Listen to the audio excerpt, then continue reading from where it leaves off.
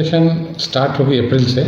Admission process हम लोग की ऑन है अभी, और जो बच्चों को अभी तक हम लोग दे पाए हैं, जो सुविधाएँ हैं, इसके साथ जो न्यू एजुकेशन पॉलिसीज़ के ऊपर में जो रिफॉर्म्स गवर्नमेंट ऑफ इंडिया ने किया है, सीबीएसई ने किया है, और जैसे सफल का एग्ज़ाम्स है, तो ये सारी चीज़ें हम लोग अभी शुरू किए हैं। तो न्यू सेशन में 2 चीज़ें हम लोग और स्कूल के अंदर डालने वाले हैं। एक तो रोबोटिक लैब्स, और इसके साथ साथ जो स्पोर्ट्स के ऊपर में हम लोगों ने काफ़ी तवज्जो दे के और एक ग्राउंड तैयार किया जिसमें बैडमिंटन इंडोर, आउटडोर में क्रिकेट, इसके साथ साथ वॉलीबॉल, बास्केटबॉल और क्रिकेट के बाद फुटबॉल। तो ये गेम्स को हम लोग वापस इनहैंस वे में करने की तैयारी कर रहे हैं बच्चों के लिए। रोबोटिक्स में क्या कुछ सिखाएंगे? देखिए, अभी जो जनरेशन है, जेन ज़ी जिसको हम लोग बोलते हैं, तो इनके साथ है क्या कि उनको एआई इज़ मस्ट। तो एआई के साथ आप उसको प्रोग्रामिंग भी सिखाते हैं। तो प्रोग्रामिंग का जो नया नाम आजकल लोग मार्केट में बोलते हैं, उस नाम से लोग जानते हैं, जिसको हम लोग अलग अलग बुक्स में उसकी पढ़ाई भी शुरू हो चुकी है। रोबोटिक्स एक ऐसा विषय है जो कॉम्बिनेशन है इनकी, तो ये प्रैक्टिकल नॉलेज देता है, जिसको हम लोग एक्सपीरियंशियल लर्निंग बोलते हैं। We will do it and will learn it. जैसे फिजिक्स के लॉ हैं, हाँ, तो उस लॉ का वो लोग इस्तेमाल करते हैं रोबोटिक्स में। कंप्यूटर का प्रोग्रामिंग का उसको इस्तेमाल करते हैं वहाँ पे, और अपनी रीजनिंग को वहाँ इस्तेमाल करते हैं। तो ये कितना अच्छा कॉम्बिनेशन ऑफ थॉट्स है, और उसको मिला करके जो बच्चे इसके अंदर में जितना अपना थॉट प्रोसेस उनका इम्प्रूव रहेगा, एडवांस रहेगा, वो उतना अच्छा रोबोटिक्स तैयार कर सकते हैं। तो ये एक बहुत अच्छा विषय है जो मुझे लगता है 21st सेंचुरी के बच्चों को बिल्कुल आनी चाहिए, और हर विद्यालय में इसका थोड़ा बहुत अरेंजमेंट करना चाहिए। ये बहुत महंगी चीज़ नहीं है, बट इसको आप सब्जेक्ट के कॉम्बिनेशन के रूप में आप इसको बच्चों को सिखा सकते हैं। शनिवार को भी आपको छुट्टी रहता है? जी सर, एडमिशन प्रोसेस क्या है? एडमिशन प्रोसेस है हमारे यहाँ, चूँकि सीट्स बहुत कम होती हैं, हम सिर्फ 30 बच्चों का एक सेक्शन बनाते हैं और 4 सेक्शन का विद्यालय रहता है। अब हमारे यहाँ एडमिशन के लिए बहुत ज़्यादा बच्चों की संख्या नहीं होती है। हम चाहते हैं कि मैक्सिमम 200-250 बच्चे आ जाए, काफ़ी है, इससे ज़्यादा ज़रूरत नहीं है। तो हम बच्चों को कम देखते हैं, क्योंकि बच्चों का पढ़ाने का काम तो मेरा है, टीचर्स का है। तो हम उनके परिवार को देखते हैं, ये किस परिवार से आ रहा है। इन परिवार में माँ और पिता जो हैं इनके, वो बच्चों को टाइम दे पा रहे हैं कि नहीं दे पा रहे हैं। अगर नहीं दे पा रहे हैं तो उस बच्चे का ओरिएंटेशन कहीं ना कहीं थोड़ा डिविएट करेगा, उनको संभालना थोड़ा मुश्किल होता है। तो उनकी जो बैकग्राउंड है उसको हम लोग चेक करते हैं।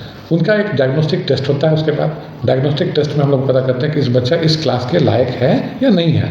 तो फिर हम पेरेंट्स से मिलकर बातें करते हैं और उनको एक सजेशन देते हैं कि ये बच्चा 9th के लिए नहीं, 8th के लिए है, या 6th के लिए है, या ये बच्चा परफेक्ट है उस क्लास के लिए। तो अकॉर्डिंगली फिर पेरेंट्स विचार करके एडमिशन देते हैं। एआई की बात करें आप, तो एआई कितना फ़ायदेमंद स्टूडेंट के लिए? देखिए, एआई आज के डेट में नेसेसिटी है। फ़ायदेमंद और नुकसान तो ऐसा होता है कि हमारे ओरिएंटेशन पर है। जब 1950s में न्यूक्लियर एनर्जी की बात हो रही थी हिंदुस्तान में, तो एक पक्ष साइंटिस्ट थे जो न्यूक्लियर को बोलते थे कि ये बहुत घातक है, इससे लोग बम बना करके लड़ाई करेंगे, और एक पक्ष से साइंटिस्ट बोलते थे कि न्यूक्लियर एनर्जी को हम हटाना करते हैं, जिससे हमारा एनर्जी का पूरा सॉल्यूशन हो जाएगा। तो AI is also like a nuclear bomb. अगर इसको बच्चों को देने से पहले, दिखाने से पहले और सिखाने से पहले हम इसके गुड और बैड दोनों पार्ट को अगर डील कर लेते हैं, तो ये प्रॉब्लम ये आपके लिए वरदान हो जाएगा। अगर एआई के पक्ष को हम अगर इस तरह से नहीं देखते हैं और हम बच्चों को सिर्फ एआई के बारे में बताते हैं, उसके नुकसान के बारे में नहीं बताते हैं, तो फिर ये इतना नुकसानदेह है कि बच्चों को पता ही नहीं चलता है कि कब वो एक्शन से वो निगेटिव, मतलब वो पहुंच जाते हैं क्राइम की ओर। क्योंकि ये ऐसा टूल है कि this can be misuse to any extent.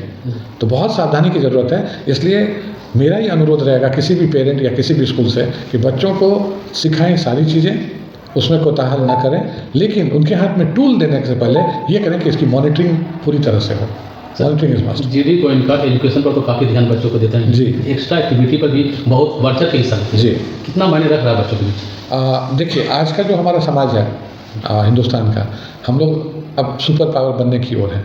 अगर हम इंडिया की बात करते हैं तो 4 सबसे इकोनॉमिकली डेवलप्ड नेशंस में हम लोग आ रहे हैं। तो ये तभी हम सस्टेन कर पाएंगे जब हमारे जो भविष्य है, जो ये बच्चे हैं अभी, ये भी तन से, मन से, मानसिकता के ये सजग रहेंगे।